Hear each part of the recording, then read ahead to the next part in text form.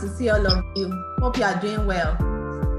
If you don't mind, it's going to be available on YouTube later so that people can have access to it and have details of our discussion. So we are just going to be having conversations, and we are going to be talking about the new normal that's cropped on us. If you want to speak or you want to ask questions, please just drop a message for me in the chat room. So let me set the background. COVID-19 is changing the world, is changing our lifestyle, is having implications on our health, both physical and mental, and is also having impact on our finances, both as individuals and as a nation. And if you look at some of the literatures that have gone, that people have been, flying around, you hear it's unprecedented. But I don't believe it's unprecedented. I would rather say it's unprecedented in our generation because it has happened before. A pandemic has happened before. That's in my assessment is even worse than this, and the world overcame it. So the message for us today is that it's not the end of the world. And what is going to happen to us is our power of perspective, how we see things. So your perspectives can change or transform the way you respond to things. So we have two options. It's either we react to it, which is just act without thinking, or we respond to it, which is you have a plan towards what is happening around you. So I will pause here a little and get feedback. Hi, Dami. Hi, everyone. Good evening. Good evening. Good evening, Olayinka. Good evening. Thanks for this initiative. My pleasure. Okay. So what I just want to talk about is we've all been hearing about this COVID-19. So just trying not to be like, trying not to have fears in the midst of it all. But I just want to know how to cope with the uncertainties that surround it and all that. Okay. All right. Thank you, Dami. That's the reason we are having this discussion. So it's going to happen that there will be a slowdown in the economy.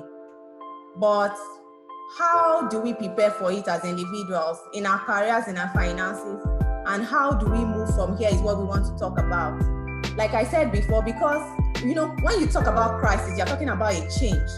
And this is a change that we did not anticipate. We all said, 2020, Happy New Year, January 1, 2020. This is a year of division. We didn't know that something like this was going to creep up on us. If we look, even when we looked back in February, we didn't think about it that we are going to have to deal with this kind of crisis globally. So now, before we even go to the concerns that people have, and of course, that's why we thought that, okay, let's have a discussion and let's let people have the opportunity of talking about the concerns that they have. Before we even go to that, let's think about it. What are the lessons that we can learn from COVID-19? I'm sure it's not just all bad news. People always see things from bad news. You lose your job, it's not bad news. You get, you face challenges, you don't pass an exam, it's not a bad news. That environment is communicating something to you that you need to learn from. That's the way I see things. Now, COVID-19 is happening. It's disrupting lives, disrupting businesses, disrupting economies, and it's creating both social and economic impacts on our lives. So what are the lessons that we can learn from this? The first thing that I took away from it is this. It's teaching us to leverage more on technology. If not for COVID-19, we won't be having this meeting as a case study. If not for COVID-19, your employer will not allow you to work from home, even if it drives your productivity and enhances your happiness, So we should think about it. It's going to help the world to create new frontiers, help the world to leverage more on technology. That's the first point. The second lesson for me is this. It shows how interconnected human beings are. Imagine something happening in Wuhan and has traveled the whole world without a visa. That's phenomenal. It shows that the virus has been able to break barriers. What is that telling you as an individual? It's telling me that nothing is impossible. That's a lesson I'm picking from it. So I'm going to open the floor now. If you want to speak, let me know and share the lessons you are learning from this. Because it's not just bad news. So who wants to go? You can leave a message if you want to say something. Hey, good evening, everybody. My name is Oladile Oshinowo. Okay. First and foremost, I want to appreciate you, Mrs. Inka, for putting up this program. It's a wonderful one and an opportunity to connect and quickly to contribute about the lessons learned on COVID-19. Yeah. I will say one thing for now, maybe as the discussion goes on. We have always heard about personal financing, where people will tell you should have some amount of money stored up, for yourself in case of emergencies. Okay. Where let's assume you lose a job, and they say you should have some money that can carry you for about 2 months to 3 months. And it's hoping that you can get another one in that time range. And as it is now, I know that for a lot of people, those of us who are salary earners, we are quickly thinking that, can we really? What exactly? There's a lot of uncertainty in the air. Like, are we going to be laid off? Are we going to be paid? Is our salary going to be called or something? Can we go through this period? So, to me, I think it's a big lesson, for us right now that we have those emergencies. Thank you, Oladele. That's a wonderful point. Oladele is telling us that from this we've learned that we should truly prepare for the rainy day. Thank you, Lanka, for this opportunity. What I just want to say is just to make a few comments about how we can actually make the best of the opportunity that presents itself, because taking from the words of Winston Churchill, he said, never waste a good crisis. And this is a crisis that, we need to make the best of it. Number one is our personal well-being. It's time to actually rest, exercise, and do those things that we actually didn't have the time to do. Traveling from home to work every day was a challenge around Lagos. Yeah. It's an overpopulated city. If you would agree, probably one of the most overpopulated cities in the world. It creates a lot of challenge, for individuals that live in this environment. Second is the need to have a business continuity plan, whether you're an individual or a business, then you need to plan. It might not be COVID-19, it might be another natural disaster. And, lessons are being learned, for businesses that didn't, provide, those plans ahead of time. They found it difficult to ease in because revenues are not flowing in except for a few financial institutions that have assets in their books that continue to generate revenue. I mean, other businesses are crawling, day-to-day businesses, chains of businesses like restaurants and what have you that, need clients to actually walk into their premises before they can generate revenue are struggling seriously. Number three is productivity. I think it gives us time to manage ourselves. Those times that you're not able to, that you ordinarily have used to travel from home to work, you can actually do something, with those times, get out of bed. You have 2 hours that ordinarily you would have used to travel to work. You can make the best use of those times, study. For me, for instance, I was running multiple programs online and, I was struggling, but, that extra time I had, I was able to use it to put in. Of course, I'm working from home, attending meetings and doing the normal things that I normally do. But having to work from home, I now have extra time, maybe like 4 hours extra. I can study. I've read 4 books in the last 2 weeks, books that have been in my shelf for years, perhaps. Okay, thank you, Tokupo. So as I was saying, this situation is not all bad news, showing us what is important, in my opinion. So for instance, most of us are with our families and we are just stuck with them for God knows how long, we hopefully soon. And this is showing us that what is going to remain actually is your relationship. Relationship is very important. And now, if you look at it, like I said before, this virus has traveled miles away and gone to several places in the world. It's showing how interconnected human beings are. And it's also enhancing our productivity, just like Tokunbo has said. It's the time to be more efficient. Now, however, because it is something new, I agree it is creating concerns for us. It is affecting our physical being and mental health. So even if you are not infected with the virus, or you know somebody that is infected with the virus, it still creates concerns for you. It creates anxiety, panic. Most people are afraid. They don't even know what's going to happen next. Now, before we even move to, okay, am I going to lose my job? Am I going to have the job? If you don't have your health in place, you can't do any job. So it is very important that you place attention on your health, because it is your health that would provide the means for you to do what you're supposed to do on your job. Now, when we talk about health, you need to look at it from two perspectives: your physical health, your mental health. Physical health, please endeavor to choose the right food option. Try to go for the healthy food option. People usually think that, what is she talking about? Food? Is that what we are saying? We are saying that, oh, economies are going into recession. We're saying that oil slump is happening. What is she talking about? She's talking about health. The thing is, if you are not healthy, you can't even participate in the upside if the economy recovers. So it's important that you do the right thing.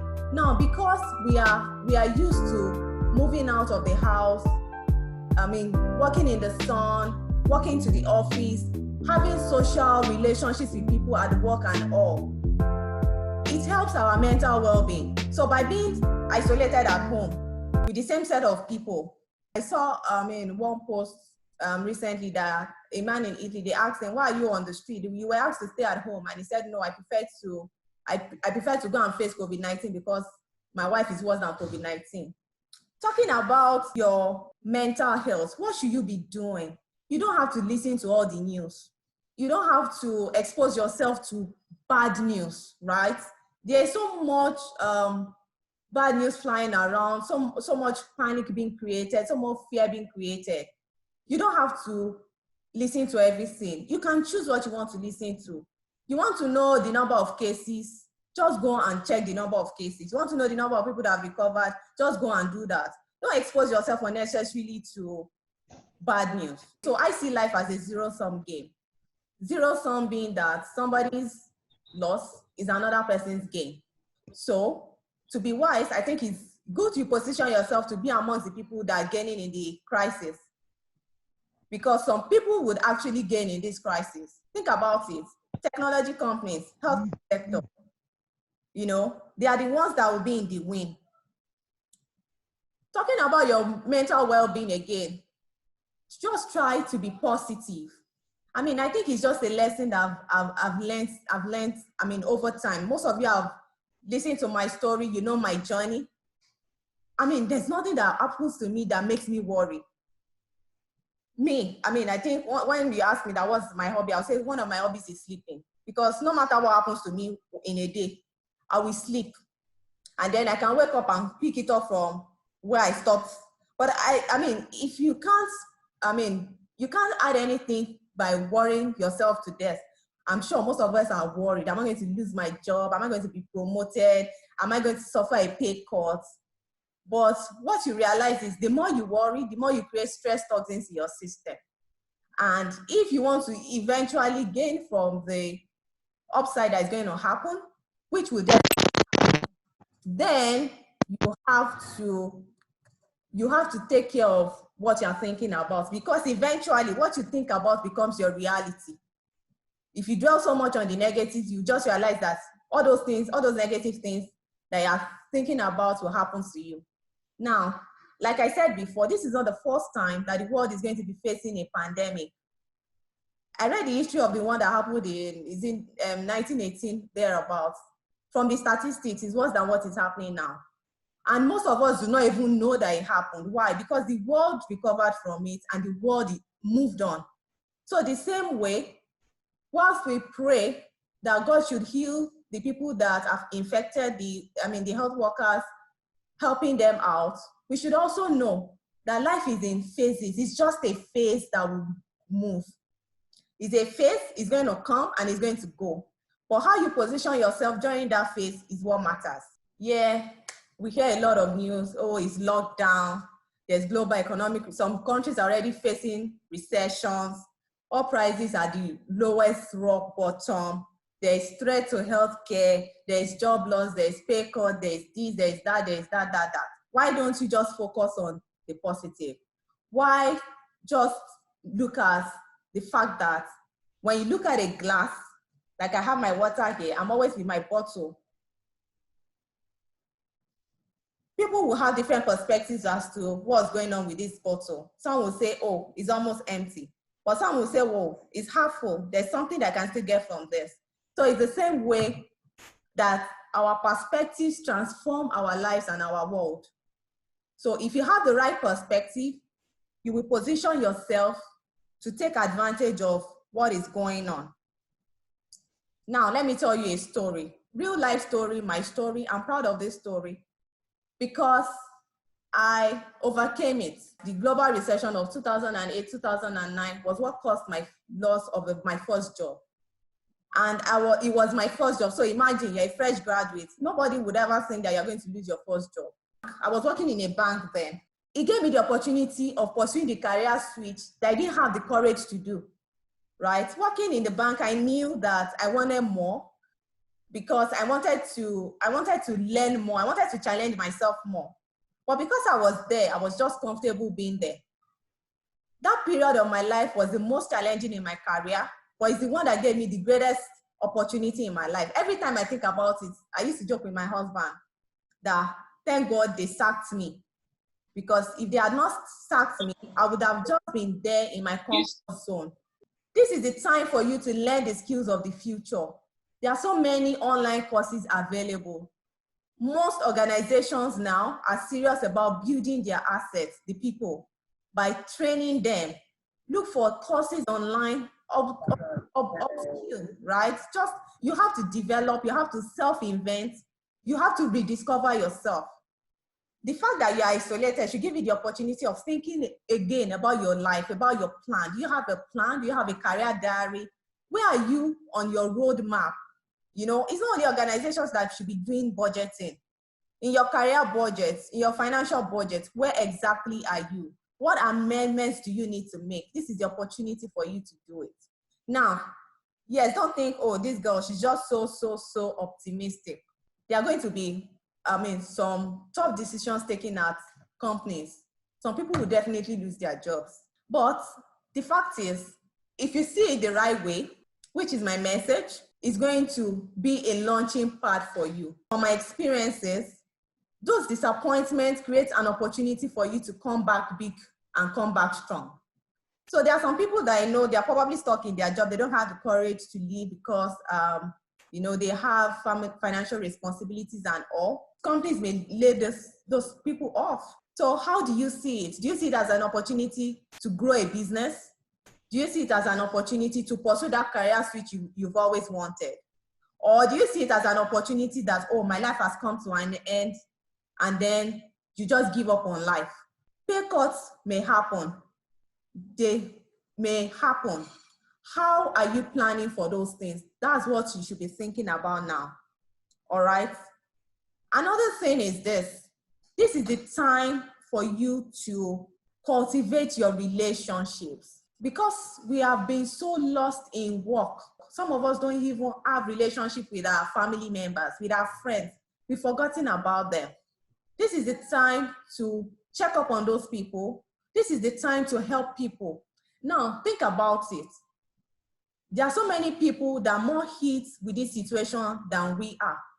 In fact, we are probably part of the wealthiest because there are some socially excluded people that are poorer than we are.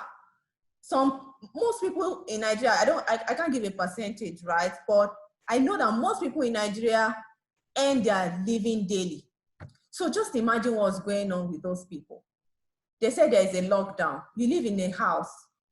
Have you thought about how your security guard is eating? Shops are closed. Just think about it. This thing is hitting more people than other people. And that's the feature of pandemics, right?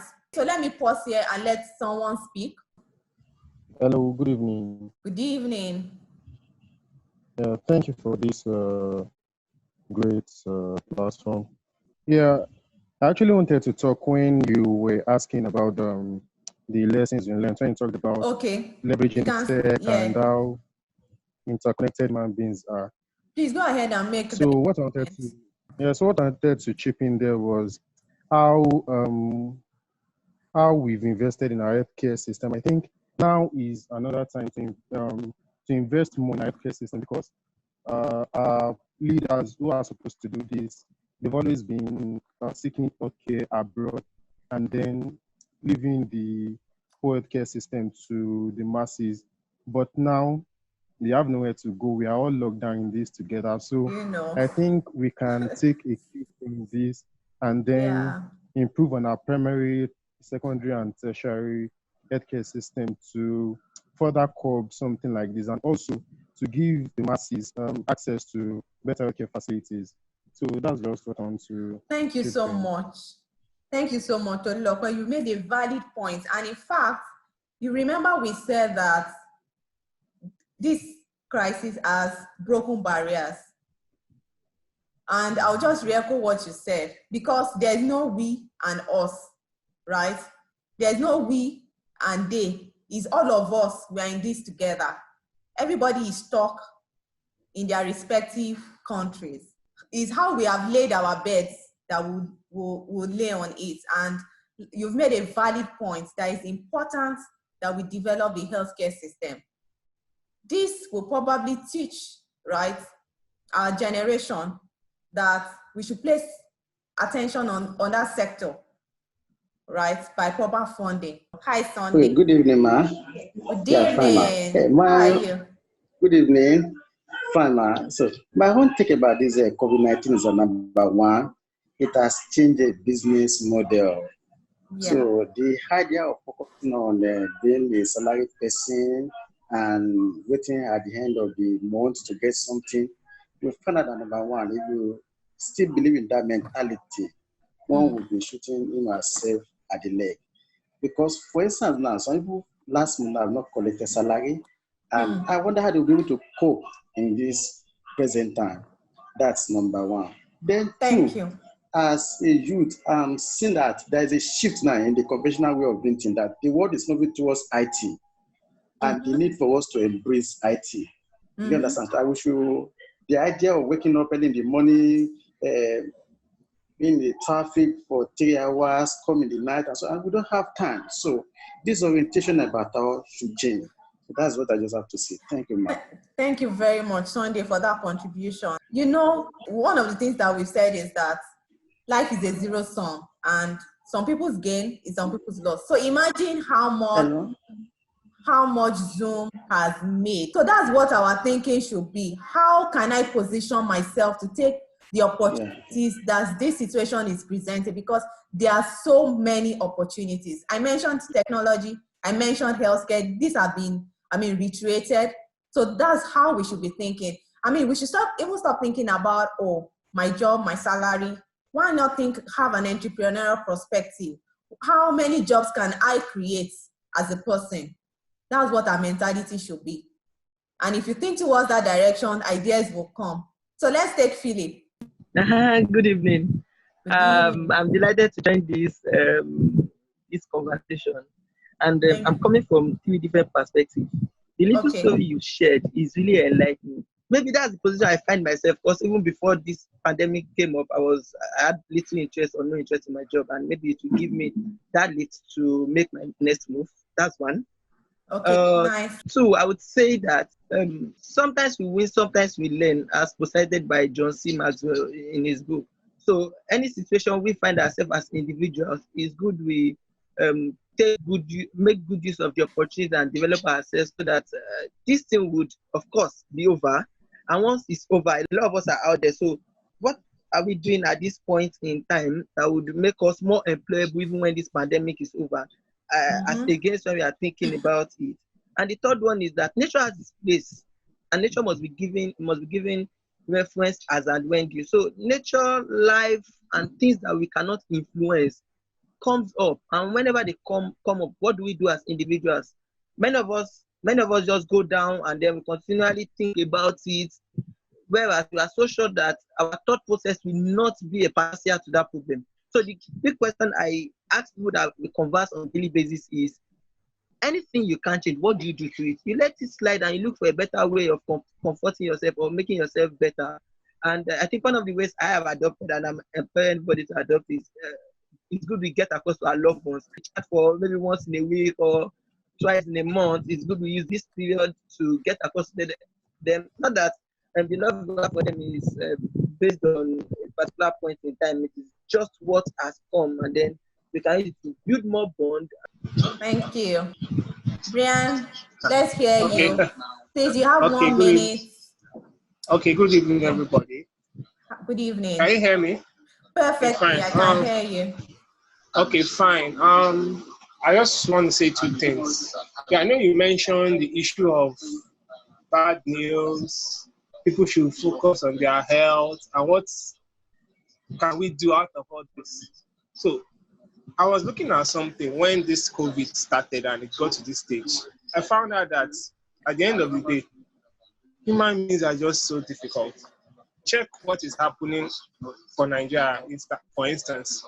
It told everybody to stay in, told everybody to keep distancing, and so many other things. But now, people are not still doing it. Yeah. They've not done it, and they are complaining. I don't just understand. They complain that government didn't do anything. Now, government has even done little. People are not doing what they're supposed to do. It's just like business as usual. Then on the bad news, you know what? There are so many things flying around now, especially on WhatsApp. Series of messages, videos.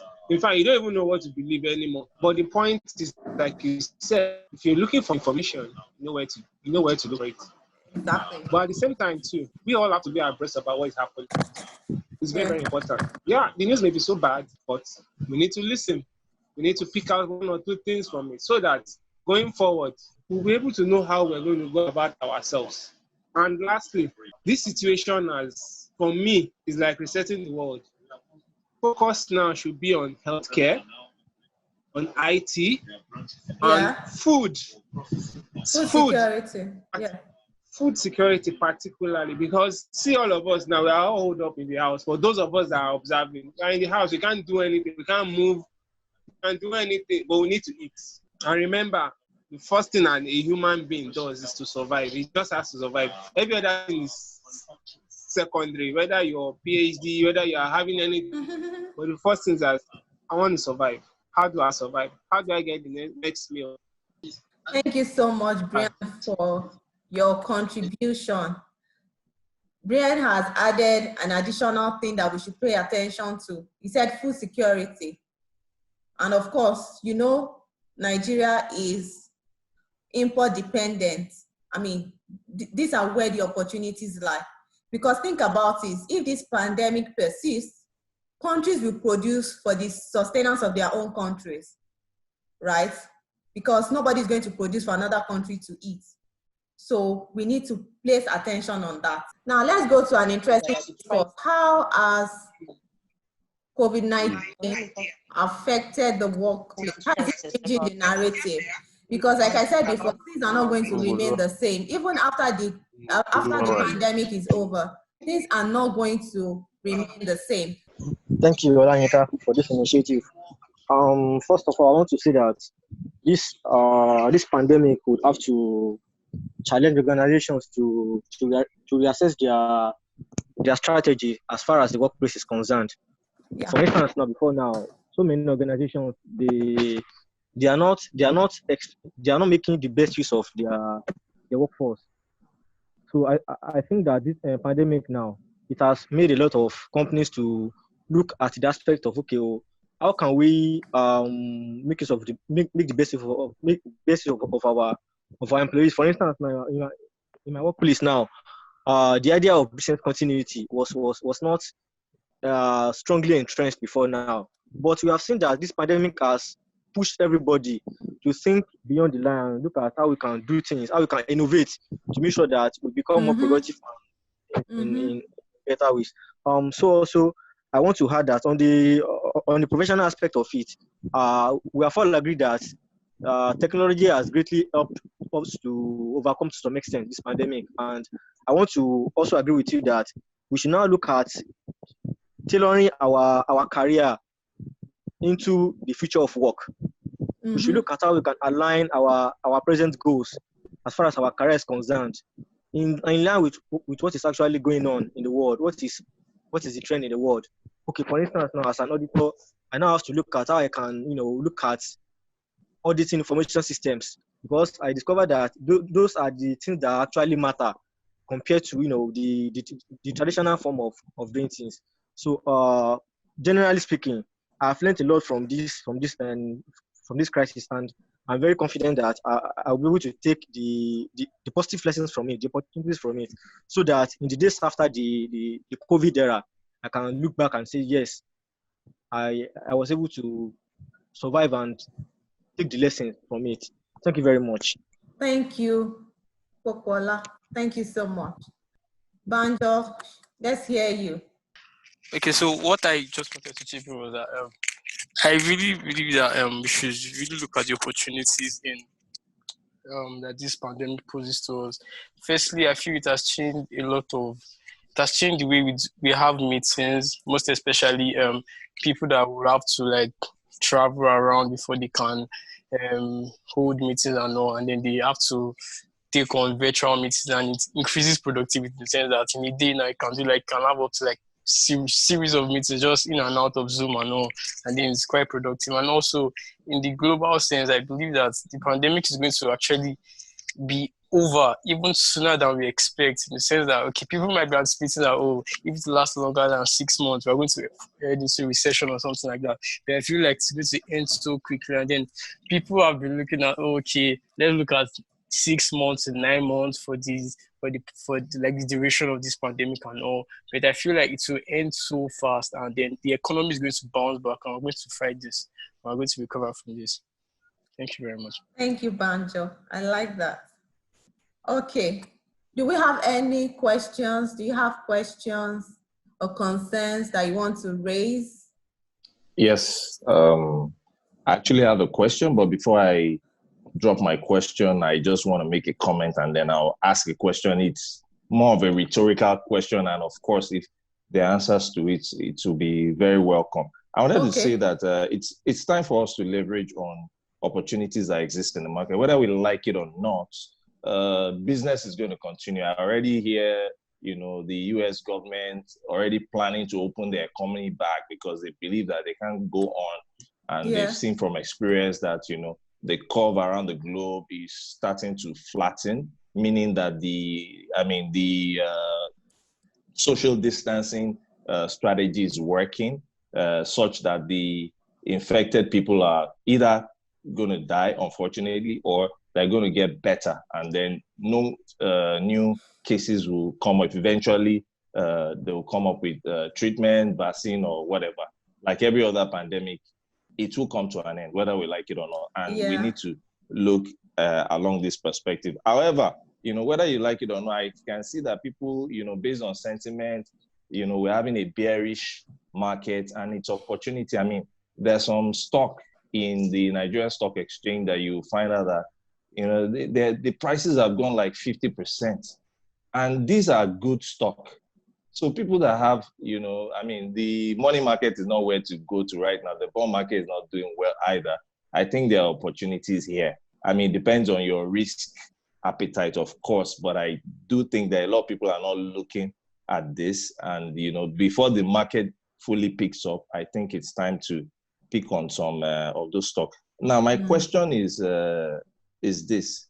How are we as professionals, because I've had health challenges that are taking me out of the country to 2 different, countries. I spent almost 18 months outside of the country to get myself treated because there were no good hospitals in Nigeria, to have Obviously, the government doesn't do enough, and they're not doing enough. Over the last 5 years, I don't see a budget for healthcare that is even up to 5% of the entire budget of the nation, meaning it's not even in their purview. It's not something that bothers them. Otherwise, why would the chief of staff to the president have to be flown out of the country for treatment? There's nobody else in any developed country where they are flying anybody out of their country to get them treated abroad. They treat them locally because they planned, for this health crisis ahead of time. And we have not. We don't even have ventilators. We don't have respirators. And all this, we are usually... So my question is how do we as professionals, understanding the risk involved, understanding the exposure to over 200 million people, how are we influencing the government to take proactive steps, to take the necessary steps if we want to continue to live in this nation, if we want to continue to reap, invest, work, and benefit from this nation, protect ourselves? How do we influence the government to do the right thing, to make a U-turn with regards to this health crisis that we have? Because I just think it's pure serendipity that we are not in the kind of condition that Italy found themselves, losing close to 1,500 people dying per day. It's just, I don't think there's anything that we have done as a nation that, helped us to avert this kind of deaths. I just think God just blessed us. Because there's nothing, really, if you ask me, there's nothing. It's always, reactive, nature that we have. Oh, this thing is happening, other people, let's do this. But there was never a plan in place to contain this kind. But we're just lucky that the number of recorded deaths are, fewer than, considering our population. So what are we doing? How can we, as professionals, influence the powers that be, the government, to take the necessary steps so that, not just for COVID, but for healthcare as a whole? Because, there are people dying from other illnesses apart from COVID-19. Probably more people dying from COVID, malaria, and, common diseases that could be treated if they receive, adequate care. But it's not available. So that's my question. Thank you. Okay. Thank you for your question. So let's hear what Brian has to say. So basically, the answer to this question is very, very obvious. But the question is, are we going to be ready to take up that challenge? Is it that as professionals? I've always said this. I've always posted about it. I've always written about it, that we as professionals, we can't leave the running of an economy in the hands of politicians. It's the basic truth. I know the question we ask, but I can't join a political party, the kind of politics that they play, and so many stuffs like that. But the first thing is that whether we like it or not, professionals needs to be in government. That's number one. No matter how. People have been trying it. I've been seeing a lot of people setting up parties, professionals, they try to come together. They try their best, yet they fail for obvious reasons. Then number two, outside of politics, as professionals, we need to do more. I know that government is the biggest spender in any economy across all states. Is the government, because they have access to funds and so many stuff. For instance, $500 million is what the United States government is giving to GM Motors to start production of ventilators. Just imagine a corporation doing that. Put the same thing into Nigeria, for instance.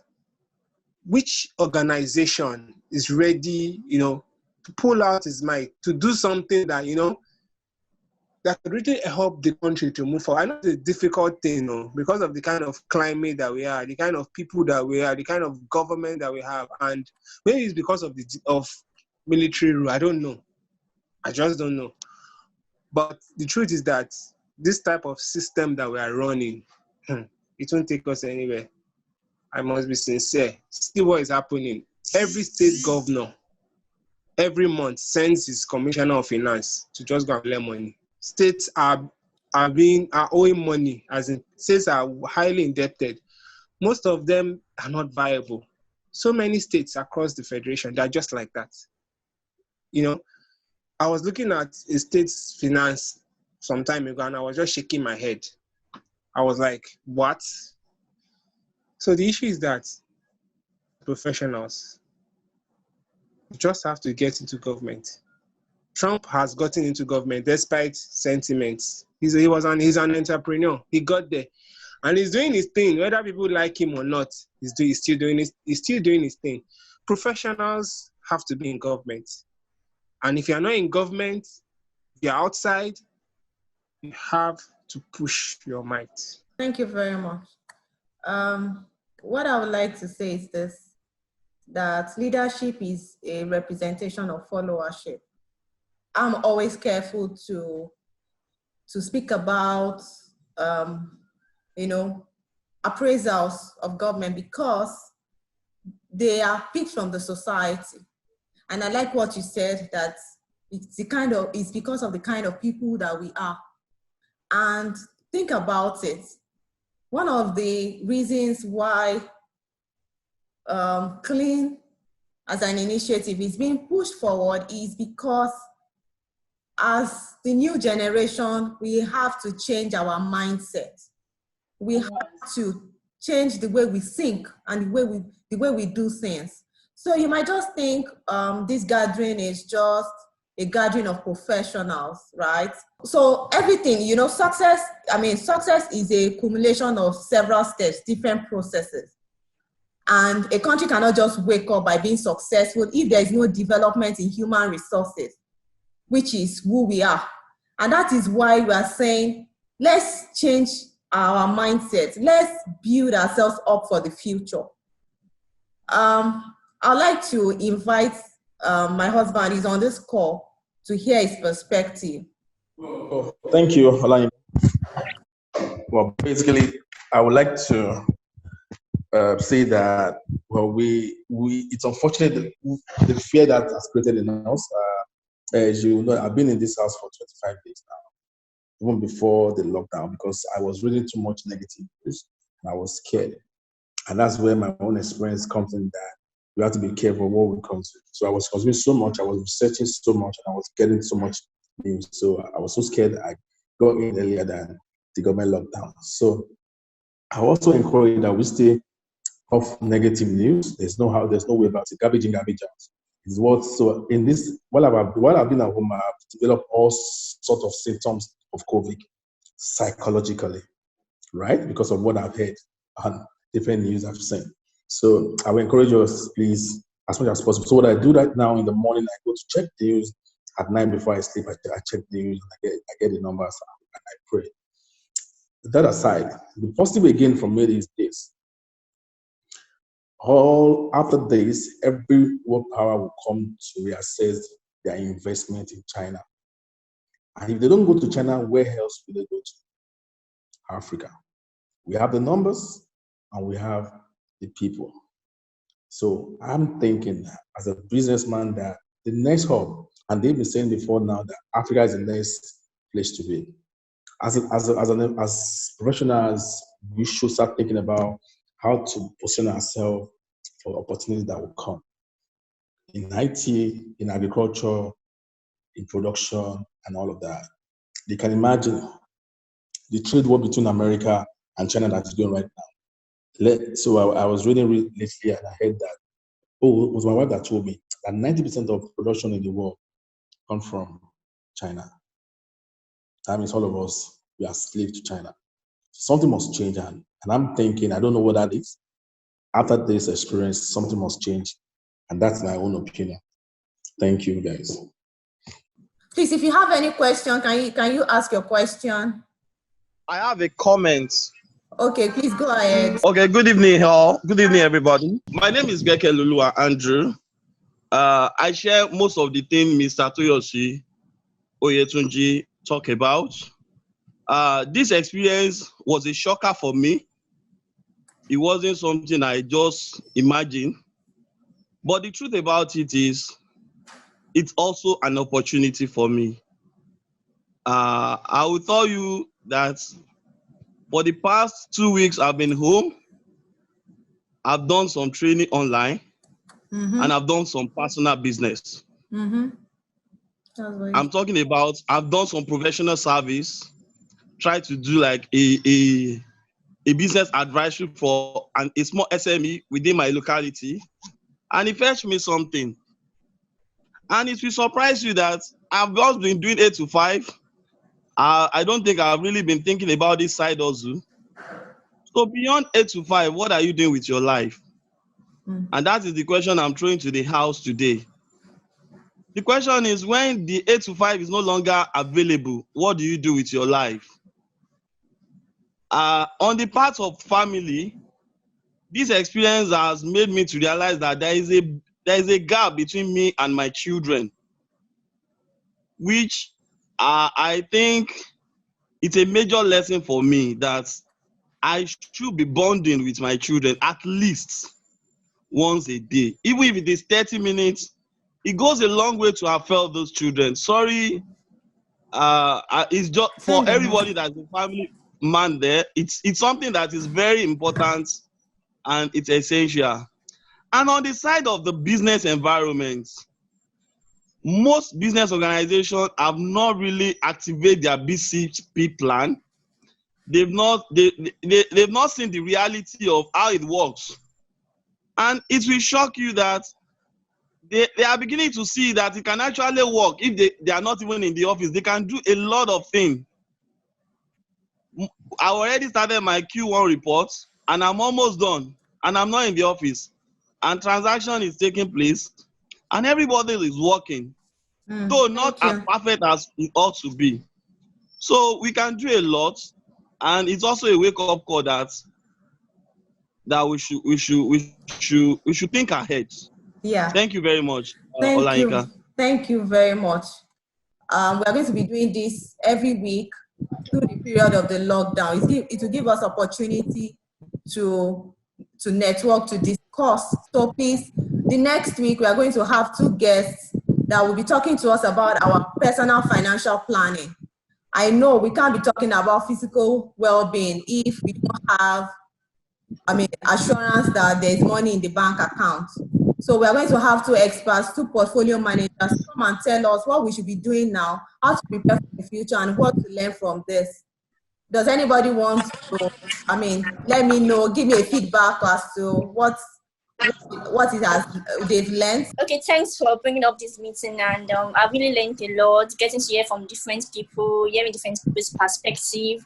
Yeah, it's really amazing. So what I've learned so far, I've learned that, okay, we're all planning for 2020. We didn't know we're going to be meeting this in the year. So it's so amazing that life itself is not starting, and I've learned about, okay, how do we prepare our minds, how do we prepare for the future, because everything is going to change after these all COVID-19 issues. So thank you very much. In a very insightful session, and I really appreciate this privilege.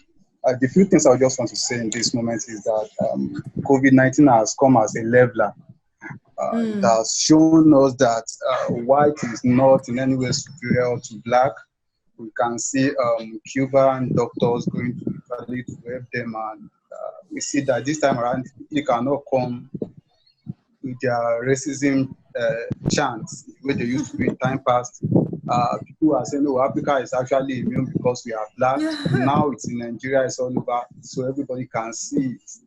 And this time around, I'm expecting that when this thing will be finally over, it will not be business as usual any longer, because now that everybody is talking in this country, before it used to be that we over depend on some other nations.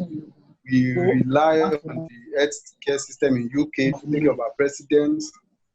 If anybody out there, they want to go to US, who want to go to Dubai, this time around we are here. And I'm seeing a kind of mental shift that each and every nation should develop the medical system of their country. I'm seeing people looking inward for solutions this time around. Now we are no longer even very proud to bring people from abroad. Chinese doctors are here and people are complaining, including myself, because we are now believing in what belongs to us. And another thing that it's bringing back the spirit of humanity, that the best of us is actually not better than the least of us. Thank you for this opportunity. Thank you so much, everyone. Thank you so much. I really appreciate your time. I look forward to joining you next week, and let's talk about our finances. How are we going to make sure that we are taking care of ourselves, taking care of our mental health, looking out for the opportunities, expecting the recovery in the economies, building our relationships, as well as building ourselves, taking advantage of online courses that are available, upscaling our skill sets. We are also taking care of our finances, because money is life, right? So see you next week. Thank you very much. If you have questions, please feel free to reach out to me on LinkedIn. Thank you. I'm always available. Thank you very much. See you soon.